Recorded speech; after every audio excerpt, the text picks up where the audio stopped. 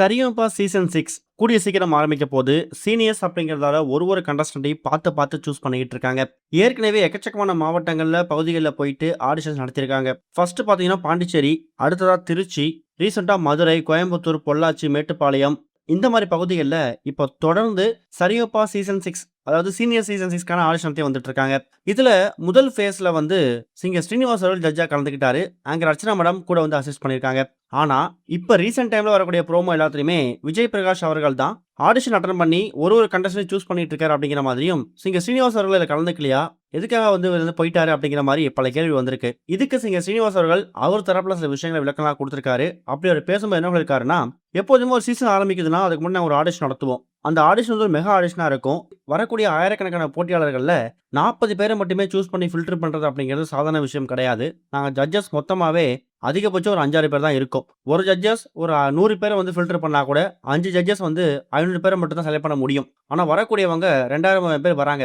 அவ்வளோ பேரையும் நாங்க சூஸ் பண்ணி அதுல வந்து ஒரு 40-50 பேரை சூஸ் பண்றது ரொம்ப கஷ்டமா இருக்கு. அதனால தான் ஜோனா நாங்க பிரிச்சுக்கிட்டோம். இப்போ ஃபர்ஸ்ட் புதுச்சேரி, திருச்சி இந்த மாதிரி பகுதியில் நடத்தும்போது நானும் அர்ச்சனாவும் கலந்துக்கிட்டோம். அதுக்கப்புறமா இப்ப சவுத் ஜோன்ல பண்ணும்போது மதுரை, கோயம்புத்தூர், பொள்ளாச்சி இந்த மாதிரி இடத்துக்கு போகும்போது விஜய் பிரகாஷ், இன்னொரு பக்கம் எஸ்பி சேனல் இவங்கலாம் போயிட்டு இருக்காங்க. ஸோ எப்படி இருந்தாலும் இப்போ ஆடிஷன் இன்னும் ஒரு 2-3 வாரத்தில் முடிஞ்சிடும். ஆடிஷன் முடிஞ்சதுக்கு பிறகு மெகா ஆடிஷன் டிவி டெலிகாஸ்ட் பண்ணுவாங்க. அப்படி வரக்கூடிய மெகா ஆடிஷன்ஸ்லாம் நான் வருவேன். அதுக்கப்புறம் நார்மலான சுற்று ஆரம்பிக்கும் போது முதல் 2-3 வாரங்களுக்கு என்னோட பிரசன்ஸ் அப்படிங்கிறது இருக்காது. என்னோட ஈவெண்ட், நான் கமிட் ஆன அப்ராட் ஈவெண்ட்ஸ் இது எல்லாத்தையும் முடிச்சு கொடுத்துட்டு அதுக்கப்புறம் தான் நான் சரிகமபா சீரியஸ் சீசன் 6ல வந்து கலந்துப்பேன். அது வரைக்கும் எஸ்பி சரண், சைந்தவி, விஜய் பிரகாஷ், இன்னொரு பக்கம் ஸ்வேதா மோகன் இவங்க வந்து இந்த ஷோவை கண்டக்ட் பண்ணுவாங்க. அது வரைக்கும் வெயிட் பண்ணுங்க. தொடர்ந்து சப்போர்ட் பண்ணிட்டே இருங்க.